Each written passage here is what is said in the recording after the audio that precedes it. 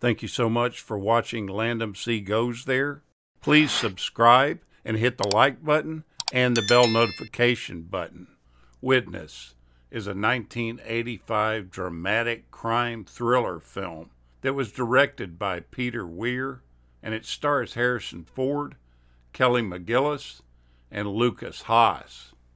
The storyline goes that an 8-year-old Amish boy and his mother are traveling to Philadelphia on their way to visit the mother's sister.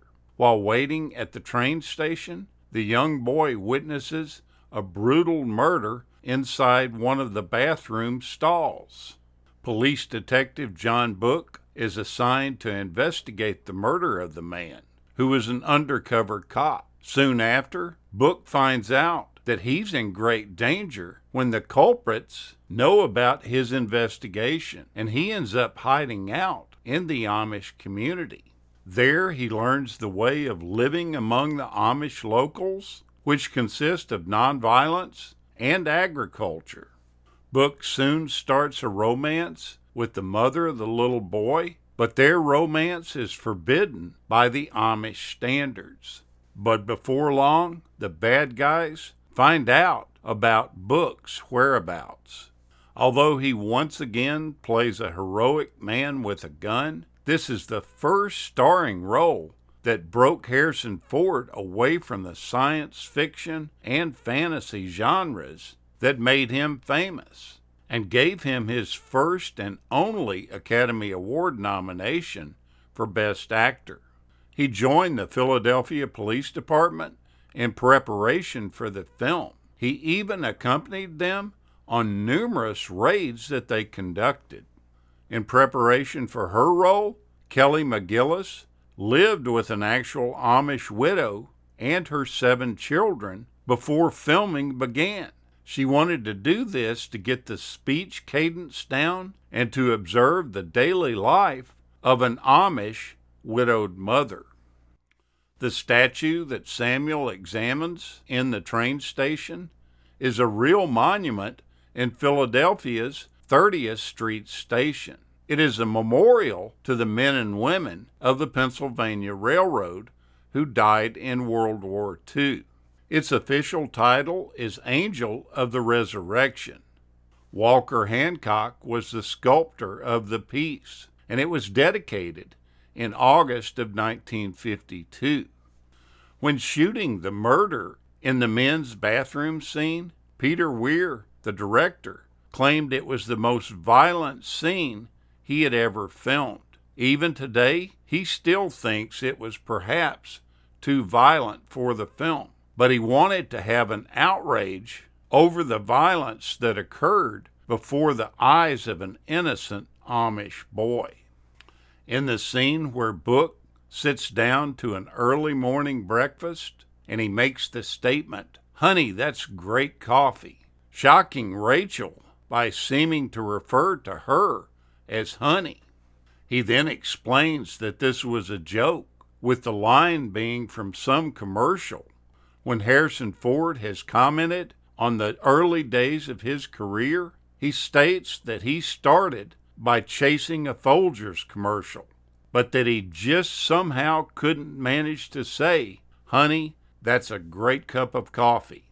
Now, if you're from that time frame, like I am, you remember that commercial very well. They were some of the corniest commercials that were on the air, but they were popular, and they sold a lot of coffee. At one point in the film, Rachel asked John, "You know carpentry?" And he replies, "A bit." It's pretty interesting that Harrison Ford worked construction and was a carpenter before he became an actor. An actual barn was built as the result of shooting the barn-raising scene. Unfortunately, this barn was tore down shortly after filming was over.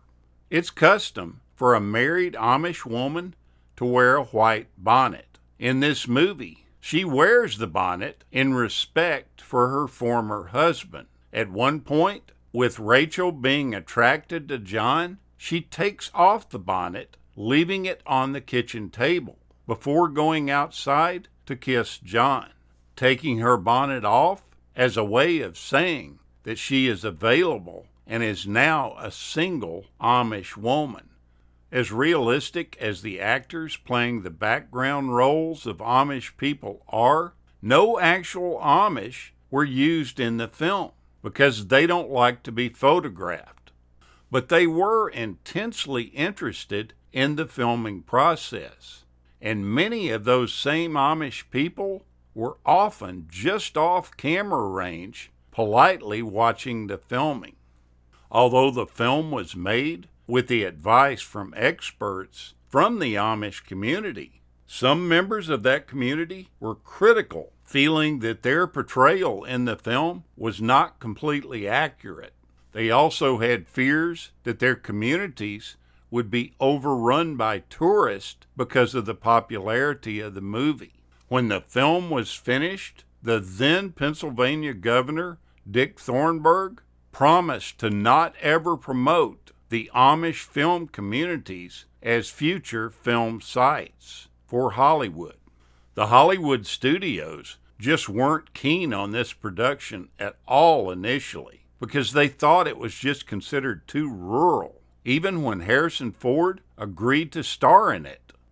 The beautiful Kelly McGillis plays the Amish girl in this film, and she's been the focus of a few Hollywood blockbusters that just set the screen on fire.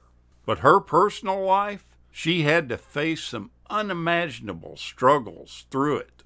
In 1979, she relocated herself from Newport Beach, California, to New York City so that she could study acting at the Juilliard School.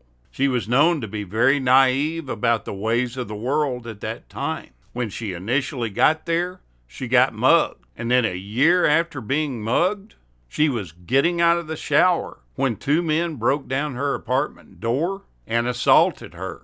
She was forced into the bedroom with a knife held to her face, and the men took turns sexually assaulting her, all the while spitting and hitting and acting like they were going to stab her with the knife.